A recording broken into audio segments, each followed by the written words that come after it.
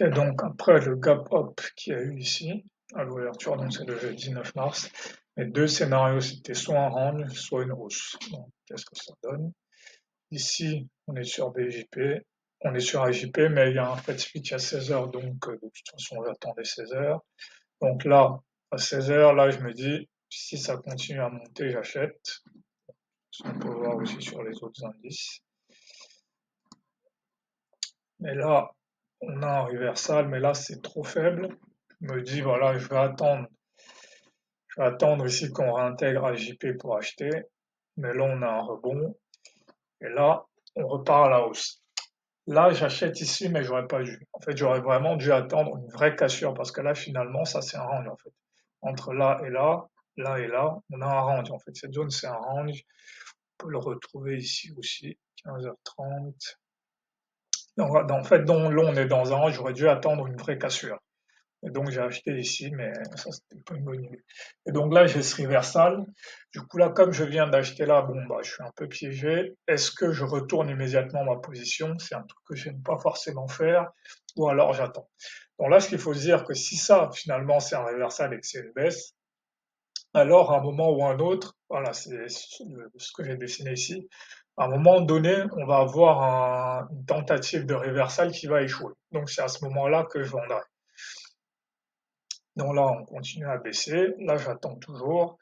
Là, je suis toujours en attente, mais là, quand même, on arrive sur la clôture de la veille. Là, je me dis, il est peut-être possible qu'on ait un rebond et qu'on forme un range dans cette zone-là. Donc, je fais un scénario qui est, si on monte, je vendrai ici en me disant que là, il y a un range. Donc là, à partir de ce moment-là, j'ai deux scénarios. Si on baisse, je vendrai sur un reversal. Si on remonte, je vendrai sur le retest du plus haut du jour. Donc là, bon, c'est là où c'est un peu piégeux. Est-ce que ça, c'est un reversal? Ça peut être considéré là, bon, ça peut être considéré comme un premier reversal. Donc, j'ai vendu ici. Là, là, ensuite, j'ai mis mon stop loss. Là, maintenant, il y a ce truc-là. Et en fait, là, je me suis un peu piégé tout seul. Parce que justement, c'est ça que j'attendais, en fait. Mais comme j'avais déjà pris ça pour mon premier reversal, du coup, ici, je me suis pris un stop loss parce qu'une fois que cette bougie a été remplie, j'ai avancé mon TP1 ici.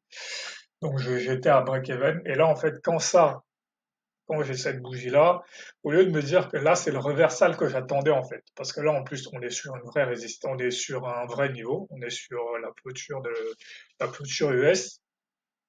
Alors, on peut le voir ici. Et ici, voilà, même si on n'est pas sur la clôture US ici, ça reste quand même voilà, on vient quand même s'arrêter sur cette zone-là qui est aussi un échec de reversal. Donc c'est là où en fait j'aurais dû me dire c'est le moment d'aller encore plus fort. Et là malheureusement, bon en fait, comme j'avais anticipé, ici j'ai pas vendu, mais j'aurais dû vendre aussi parce que là il y a vraiment échec reversal et aussi ce que j'appelle une cassure, un retest et une confirmation. Donc là on casse CLUS, on le reteste, on confirme la baisse. Et donc là j'aurais dû vendre. Et donc, à partir de là, on peut continuer à vendre. Parce que là, maintenant, on est dans ce que j'appelle une baisse algo. Donc là, j'aurais pu continuer à vendre jusqu'à BJP. Parce que là, maintenant, la target, c'est BJP. Là, on arrive sur BJP. Là, j'aurais pu avoir un ordre d'achat ici. En me disant, là, en temps normal, BJP va résister.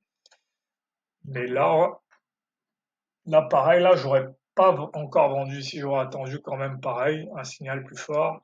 Là, on peut commencer à vendre. Parce que là, j'aurais pu commencer à vendre.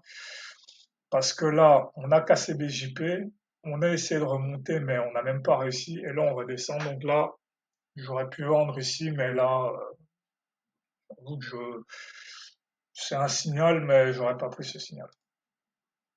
Donc voilà, en plus, là, ensuite, là, on a une capitulation. Mais en fait, ce qui se passe, c'est que là, il y a une nouvelle qui est tombée. Il y a une banque qui est en difficulté, une banque qui traite beaucoup avec les business angels américains. Donc, c'est ça qui a créé cette baisse, en fait. Et on peut voir même que là, c'est vraiment une baisse. Il y a une news, parce que là, sur le DXY, il n'y a pas c'est pas suivi, en fait. Donc, voilà.